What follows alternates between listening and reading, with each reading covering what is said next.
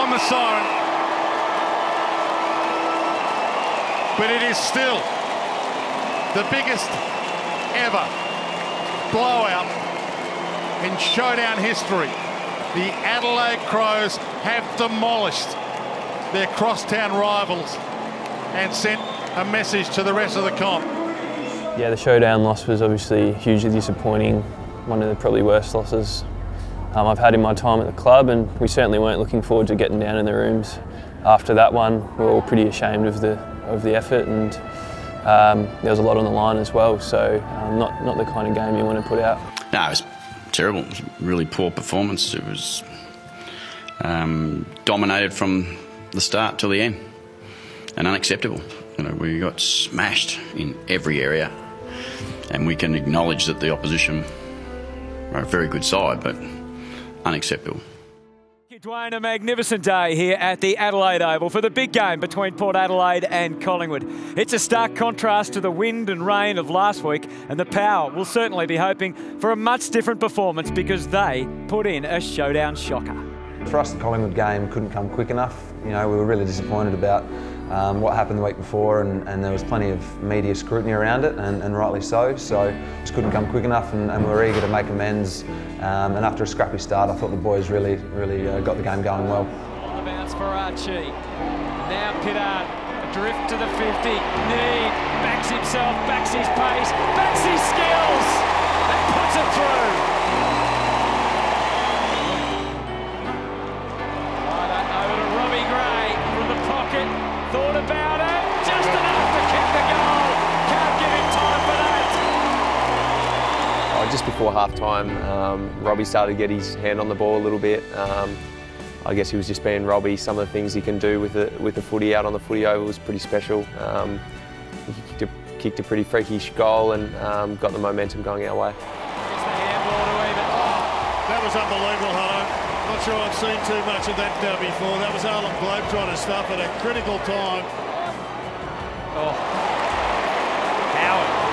Oh, storming towards goal. How about that one? Something to celebrate for Port Adelaide. Yeah, it was a really solid win against the Pies, and capped off by Dukes' really exciting goal, which he sealed with at the end, and we're all really pumped for him because it's been a long layoff with the knee, and to come back and have the impact he did straight away was awesome. Yeah, it was an awesome night, getting back out there for the first time with the boys. It was a crucial game for us as a club, and it was a really strong performance, and to get the win the way we did and then sing the song afterwards was absolutely unreal. It felt a long time coming getting back out there, but the support I've had over the last year was absolutely unreal, and to cap it off with that win was a pretty special night. How are you going to live today and then in the next 24 quarters? It is not acceptable to not come to play, whether your first game or you're playing 200 plus games. Habit, quality, and the way you live.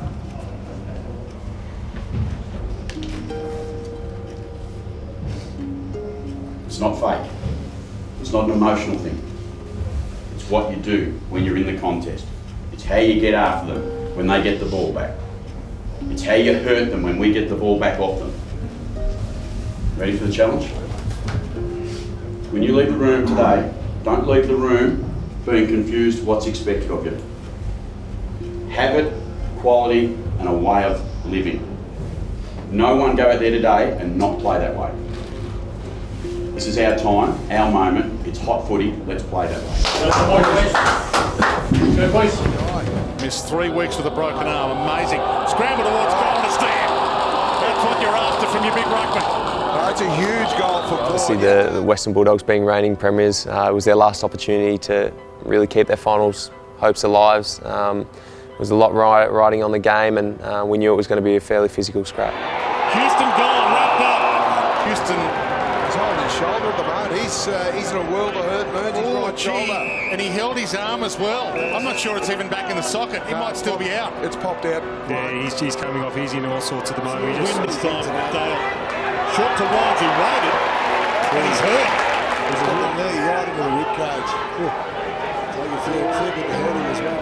So the first half of the Bulldogs game, I thought we held our own. Yeah, it was a pretty physical encounter, and you could see that with Husto going down with a bit of a sore shoulder, Sammy Gray getting a corky, Ollie getting a knock to the ribs. But yeah, to the boys' credit, I thought we stayed pretty even on the scoreboard, and you could just feel that the tension was starting to boil over a little bit there at half time. In Ballarat, there's a push and shove, and it's a tight one. 6 points the margin at half time. Port Adelaide have a top 4 spot up for grabs if they can get the victory today. And the Bulldogs will be inside the top 8 at least for the time being if they can grab the win. And you can see how much it means to both teams. We knew that we had to step it up again in that second half. Tempers were flying there right on half time, and Kenny really revved us up in the break, and going into that third quarter we knew it was our season on the line, so it was a big second half we had to have, and yeah, all the boys really stepped up. McLean, he was wrapped up and slung by Ebert. After half time, Ebo led the team with his attack on the man and the footy, but I think it was the skipper in the third quarter, Boki, that really stood up and turned the game on its head, and probably ended up getting us the result. High, goal line, Travis Boak, snappable, kicks around the body and puts his team in front again. Start of the last quarter, we were down by 7 points. It was a tight battle, but yeah, Sammy Gray, we knew he was hurting a little bit with that corky, but then he came out and just ignited us with that goal after three-quarter time. Runs onto it, hands it up to the pocket, tough kick for Sam Gray, bends it around to Tyler, scores, kicks a monster, and we're all scoring. Yeah, the last quarter was a real arm wrestle. It was a seesawing affair until probably Charlie really stepped up. He clunked a few really big marks, kicked some really crucial goals that got us a result. And he runs to the hot spot. Charlie Dixon's up, and Charlie, with those big buckets, pulls it down. And he delivers big time. Ice in his veins. Everybody takes a breath. Almost silence here in Ballarat. 11,000. The majority of them Bulldog fans know how big this is. Put Port Adelaide into the top 4 and to put the Bulldogs' premiership defence on the canvas. Polly kicked a sealing goal with a couple of minutes to go, and I guess just on the final siren there was a lot of relief. The result meant we'd qualified for our first finals campaign since 2014. We'd had the opportunity to debut another player in Todd Marshall, so it was a really positive day for the club.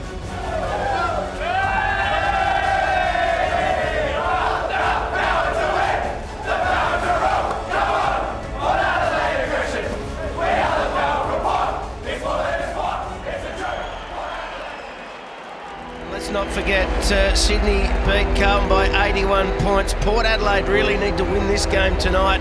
Get the 4 points first, obviously, but they need to be trying to win by about 75 points to get their percentage in front of Sydney, just in case Richmond get rolled by St Kilda tomorrow, and then a top 4 chance bobs up for them. Yeah, so for us coming into the last game, we knew what we had to do to get above Sydney, but for us our major focus was just making sure that we got off to a good start and set ourselves up for a good, strong win. Eventually Need plays on and brings it back around the corner. Jakey Need with an inspired finish. Yeah, once we started to get on top in that third quarter, we were really aware of the margin we needed, and we just wanted to keep playing ruthless footy to get us that margin. Yeah. Is this the percentage booster they're after? What a kick from Pollock. They've got the margin now. We had all the momentum going into that last quarter, and we really wanted to kick away to a big win. And on reflection, Todd Marshall kicking his first goal in that last quarter was a big part of that game, and really lifted all the boys, and it was a pretty special moment of the game. Sure are. Is this the moment for him? He's got his first goal in the big time now. Todd Marshall, and they get around him. They answered what the Swans did earlier. Needed to win by 70-odd points, and they won by 115. Ken Hinkley's team in form, heading into September. Say over to you, Richmond, tomorrow. Richmond ended up beating St Kilda on the Sunday, so we finished up in 5th place, but as far as we're concerned, it's all level again. We've got an opportunity to play a home final in front of our adoring fans at Adelaide Oval, and we think we've got a lot to prove this September.